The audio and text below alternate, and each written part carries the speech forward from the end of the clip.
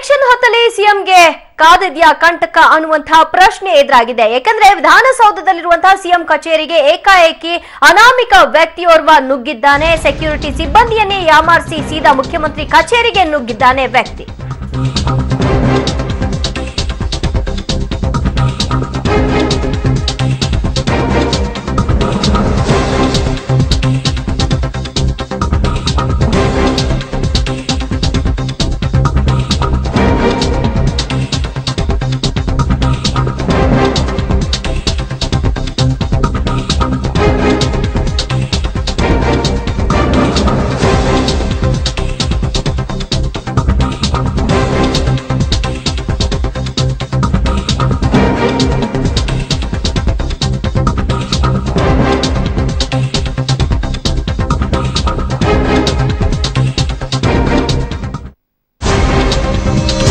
ವಿಧಾನಸೌಧದಲ್ಲಿರುವ CM ಕಚೇರಿಗೆ ಏಕಾಏಕಿ ವ್ಯಕ್ತಿಯೋರ್ವ ನುಗ್ಗಿದ್ದಾನೆ. Security ಸಿಬ್ಬಂದಿಯನ್ನೇ ಯಾಮಾರಿಸಿ ಸೀದಾ ಮುಖ್ಯಮಂತ್ರಿ ಕಚೇರಿಗೆ ಆತ ನುಗ್ಗಿರುವಂತಹ ಘಟನೆ.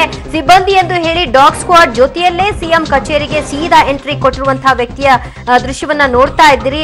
ಅನುಮಾನ ಬಂದ ಬಳಿಕ ತಮಿಳುನಾಡು ಮೂಲದ ಭಾಸ್ಕರನನ್ನ ವಿಚಾರಣೆ ನಡೆಸಿದ್ದಾರೆ ಪೊಲೀಸರು.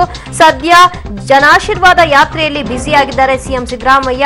ಈ ಸಂದರ್ಭದಲ್ಲಿ ಸಿಎಂ ಕಚೇರಿಗೆ ಏಕಾಏಕಿ ಅನಾಮಿಕ ನುಗ್ಗಿರುವಂತಹ ಒಂದು ಘಟನೆ.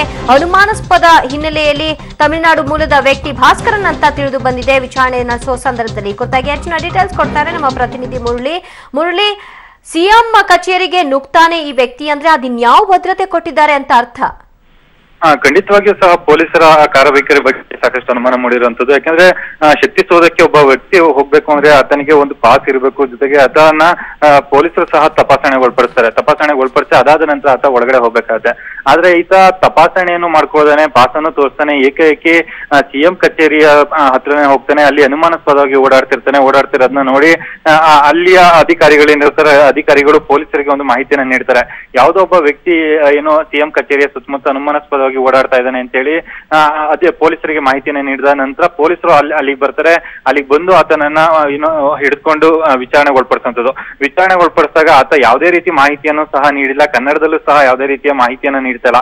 ಕೇವಲ ಆತ ಭಾಸ್ಕರ್, ನನ್ನ ಹೆಸರು ಭಾಸ್ಕರ್ ಅನ್ನೋದಷ್ಟನ್ನ ಮಾತ್ರ ಮಾಹಿತಿಯನ್ನ ಹೇಳ್ತಾ ಇರೋಂಥದ್ದನ್ನ ನೋಡಿದ್ರೆ ಆತ ಬೇರೆ ಯಾವುದೋ ಉದ್ದೇಶದಿಂದ ಅಲ್ಲಿಗೆ ಏನಾದ್ರು ಬಂದಿದ್ನ ಅನ್ನೋದ್ರ ಬಗ್ಗೆನೂ ಸಹ ಅನುಮಾನಗಳು ಮೂಡಿರುವಂತದ್ದು. ಪ್ರಮುಖವಾಗಿ ಆತ ಬಂದಿರೋಂಥದ್ದು ಬೇರೆ ಯಾವ್ದಾದ್ರು ವಿಚಾರಕ್ಕಾಗಿರ್ಬೋದು, ಇಲ್ಲ ಆತನ ಕಷ್ಟವನ್ನ ಮುಖ್ಯಮಂತ್ರಿಗಳ ಜೊತೆ ಹೇಳ್ಕೊಳ್ಳುವಂಥದ್ದು ಇರ್ಬೋದು. ಥ್ಯಾಂಕ್ ಯು ಮುರಳೀಧರ್ ನಿಮ್ಮೆಲ್ಲ ಮಾಹಿತಿಗೆ.